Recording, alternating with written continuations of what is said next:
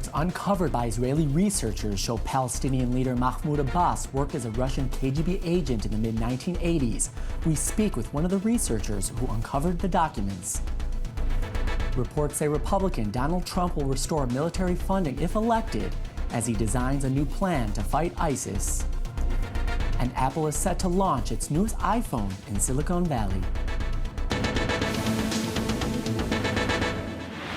Good evening. Welcome to i24 News. A report says Palestinian President Mahmoud Abbas was a KGB agent during the mid-1980s.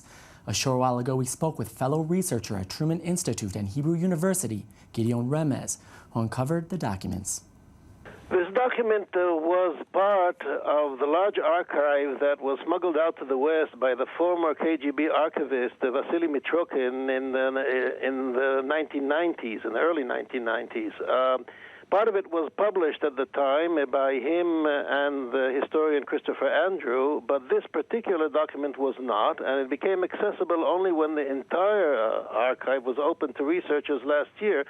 And then we simply ordered from the Cambridge, from the Churchill Archive Center, Cambridge University, we ordered the entire Middle Eastern file where there was quite a lot of interesting material, including this particular document.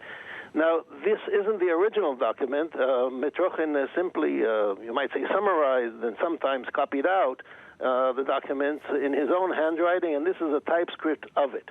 And the item that interests us now in the context of the upcoming summit in Moscow, if it takes place between Abu Mazen and Netanyahu, consists of two lines that simply define Abu Mazen as of 1983 as a KGB agent, and that, by the way, does not necessarily mean he was a spy.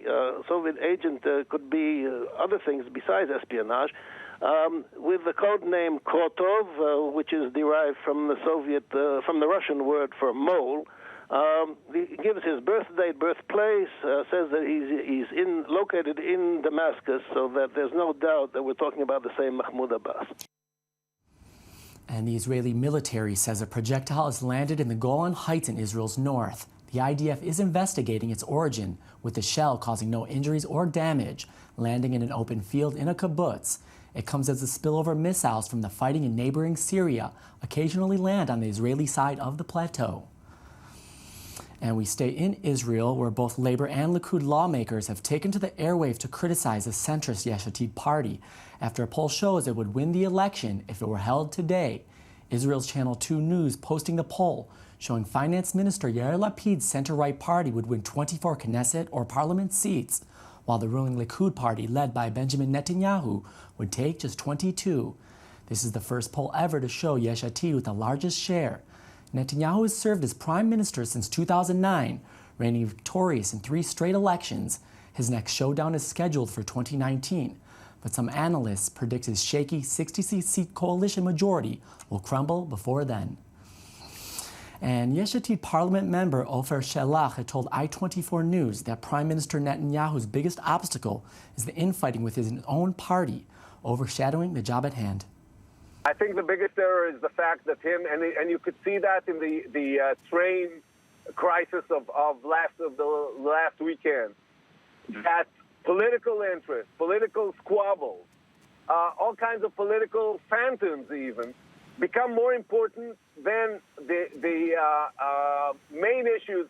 First, just the possibility of people in Israel to run their lives peacefully and prosper. And the second is, not creating raptures within Israeli society, being very careful about how you run things. This is no longer the case with Netanyahu and his government. They're totally enslaved by their immediate political interests. And I think that's what everybody's feeling, and that's what is reflected in the polls.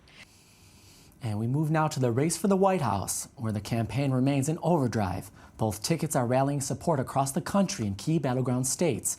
ABC News sits down exclusively with both presidential candidates in this following report. National security now dominating the campaign trail. In Philadelphia, Donald Trump laying out a plan to end deep military spending cuts, known as the sequester, that went into effect in 2013. As soon as I take office, I will ask Congress to fully eliminate the defense sequester and will submit a new budget to rebuild our military. It is so depleted.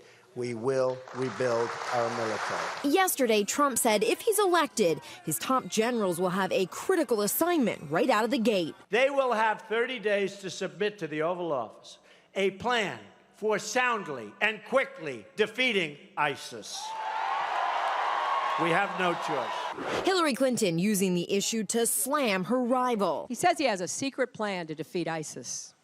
But the secret is he has no plan. Trump's campaign trying to boost his national security credentials, releasing a list showing support from 88 generals. On her campaign plane, Clinton brushed it off. I think we're up to 89, but who's counting? Oh, her campaign's counting. It released its own list showing the 95 generals that support her.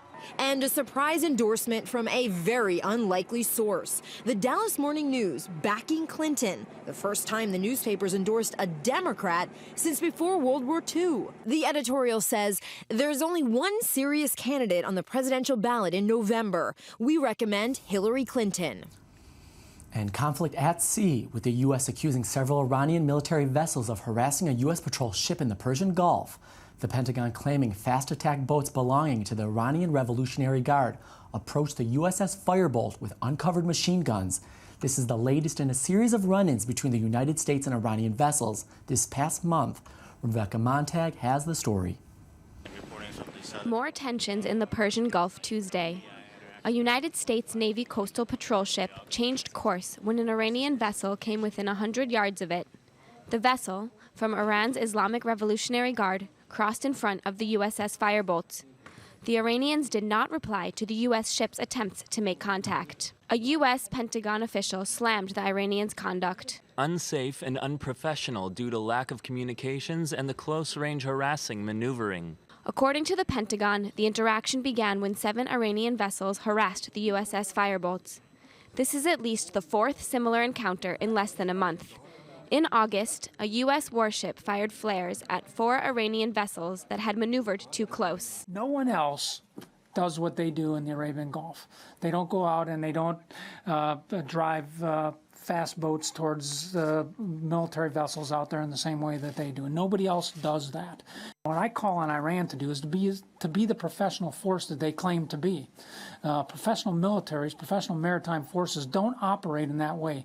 Despite assurances from Iran that their vessels are protecting their territorial waters, U.S. officials are afraid of growing tensions in the region. This is principally the regime leadership trying to exert their influence and authority in the region, and they are trying to do it in provocative ways that are unsafe, unprofessional, and really, I think, work against their objectives in the long term here. Washington lifted sanctions on Tehran in January, following years of hostility. But friction remains, and these events in the Gulf are causing concern among U.S. officials. And Apple fans can rejoice with the new iPhone 7 set to be unveiled in San Francisco. The smartphone is expected to have a faster processor, better cameras, and controversially have no headphone port. The company is also expected to announce its second-generation Apple Watch with new GPS capabilities. Israeli Channel 2 tech reporter Ido Solomon provided the following analysis. It just started after about an hour of press conference. They just started a few minutes ago to talk about the new iPhones. So it's a bit difficult to analyze it at this point. But I think that they're trying to upgrade everything they can.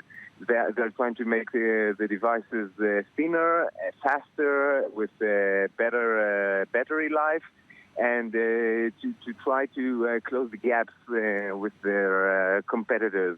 It's very difficult to invent something new after you invented the iPhone. So it's all about the upgrading. And those were your latest headlines with i24 News. Be sure to join us again in 20 minutes for the latest. And check us out on our website, i24news.tv, as well as Facebook and Twitter. I'm Danny Swibel. Thank you for watching.